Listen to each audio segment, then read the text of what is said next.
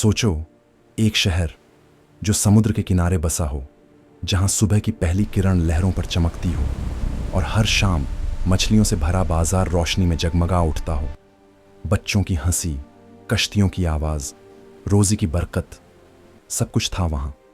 लेकिन उस शहर के ऊपर एक खामोश खौफ मंडरा रहा था।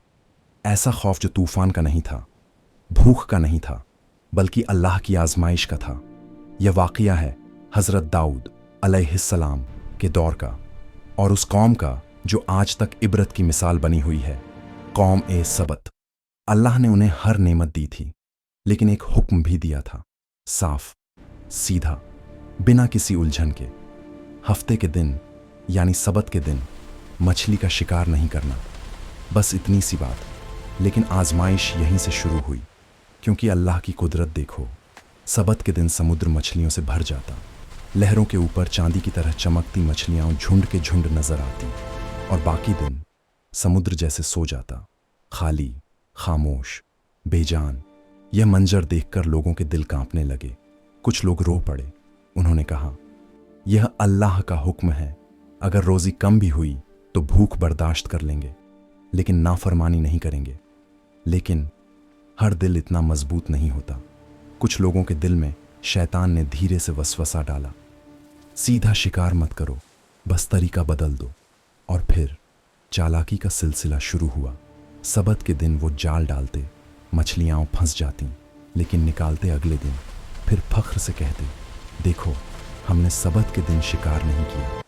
वो समझते थे कि वो अल्लाह को धोखा दे रहे हैं, लेकिन अल्लाह को कौन धोखा दे सकता है।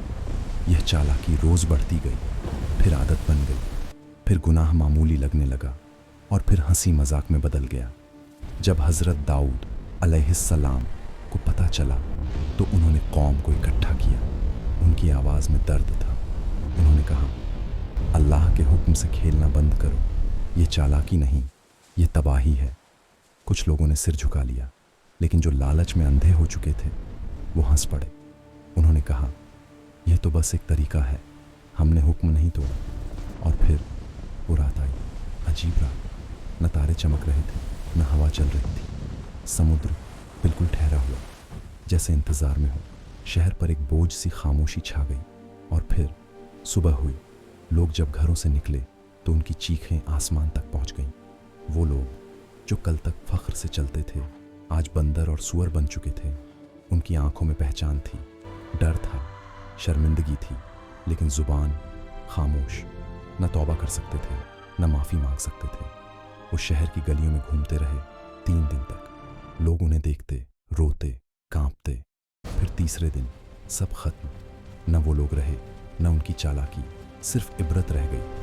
और बच गए सिर्फ वो लोग जो गलत के खिलाफ खड़े हुए थे, जो चुप नहीं बैठे थे। यह कहानी सिर्फ बंदरों की नहीं है, यह कहानी है लालच की, चालाकी की, और अल्लाह के हुक्म को हल्का समझने की। याद रखो, अल्लाह को धोखा नहीं दिया जा सकता। आज भी अगर हम हराम को हलाल बनाने के लिए नए तरीके ढूंढते हैं, अगर हम समझते हैं कि शब्दों का खेल हमें बचा लेगा, तो याद रखो, अल्लाह का अज़ाब सिर्फ शक्लों पर नहीं आता। कभी कभी दिल बदल जाते हैं, और जब दिल बदल जाए तो इंसान जिंदा होते हुए भी अंदर से मर जाता है।